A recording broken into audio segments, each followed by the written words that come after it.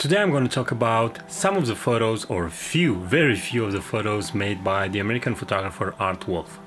In my personal opinion, Art Wolfe is one of the best nature and travel photographers that lives in these days on planet Earth. His work, it's not only about landscapes, but it's about this entire planet, if you want. And he's doing photos that these days are just mainstream and classical shots, if you want, but he's doing these type of shots from a really long time ago. I've chosen to speak about some of his photos that deal with more intimate shots of nature. And when I say intimate shots, you don't necessarily think of macro photography. You'll see what I'm talking about.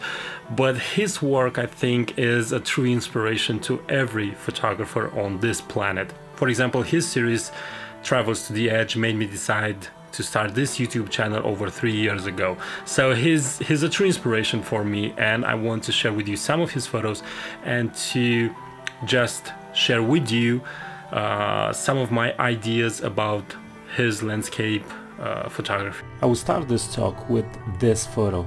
It's not a moon rising, but it's moon over a mountain, and this mountain is in Tibet.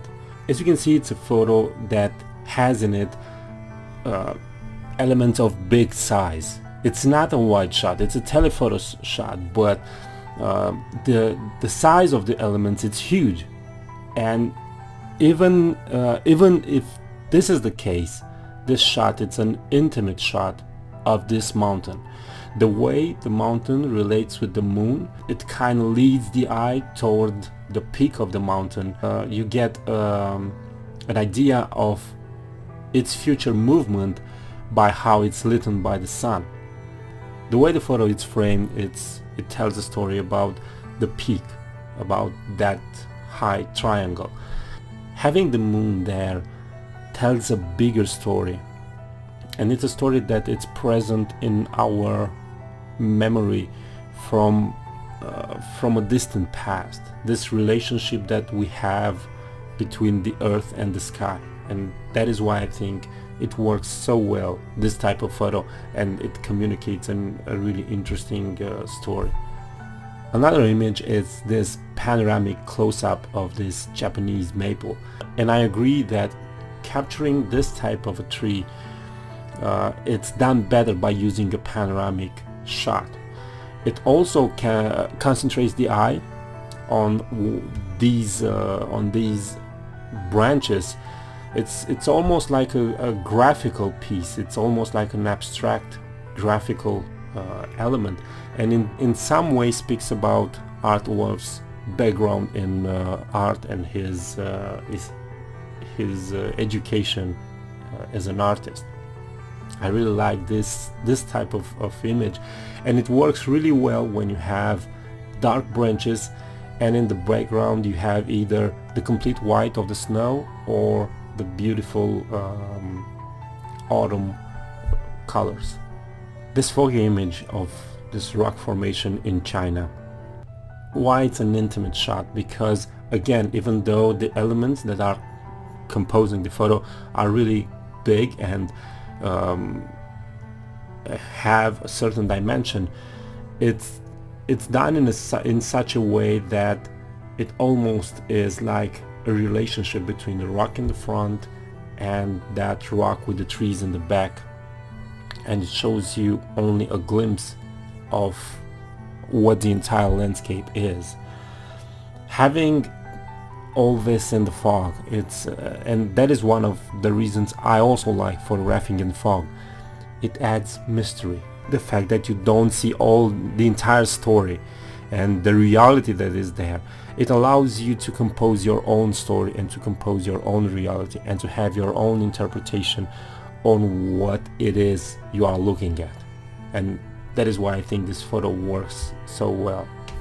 This is another graphical example of the Japanese Alps, and there are lots of situations where you don't photograph because you don't have any interesting elements, because the trees have lost their leaves and there is only some snow in the ground. But as you can see, Wolfe finds some interesting lines by again using the telephoto and capturing this zigzag, these lines that go up and down and that converge in a centerpiece.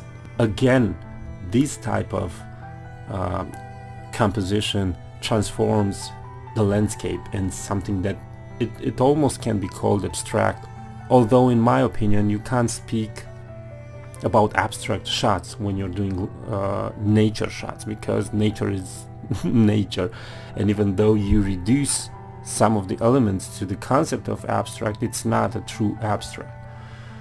So again, this image I think works because of how strong those ridge lines are, capturing the wind in the movement of the trees or in the movement of these bushes. It's a great way to add another dimension. By looking at this photo, for example, you can say for sure that it wasn't a really windy day. By having the clouds over there, you know it was a stormy day.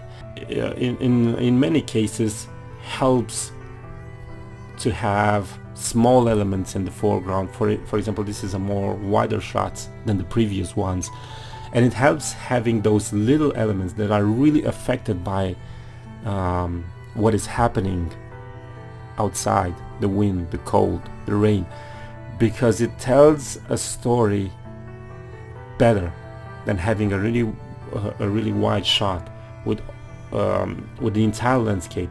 And you are not if you would not saw these bushes in the moved by the wind, you would not know that was a really windy day. And I think this is very important.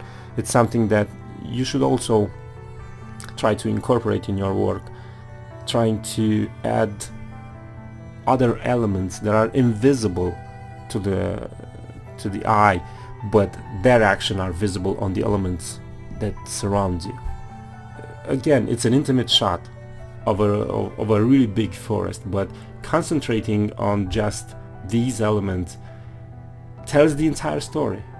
It tells you that you are in an aspen forest, that is winter, that the trees are powdered with some snow, and it lets you again create your own story about what it is in the distance, in the background. The last image that I want to talk about, it's this waterfall and the colorful leaves that are in the water. It's very often when we go and photograph during autumn to try and capture the entire scene, but sometimes a much more intimate shot, having just the detail of waterfall and some leaves, can tell you a much more interesting story. For sure, a really wide shot would tell you that it's autumn and you have a waterfall in front of you, but it's much more interesting when you make the viewer think, when the viewer concludes by himself that what he is seeing is a waterfall because he's seeing the water, and it's during autumn because he sees the colorful leaves.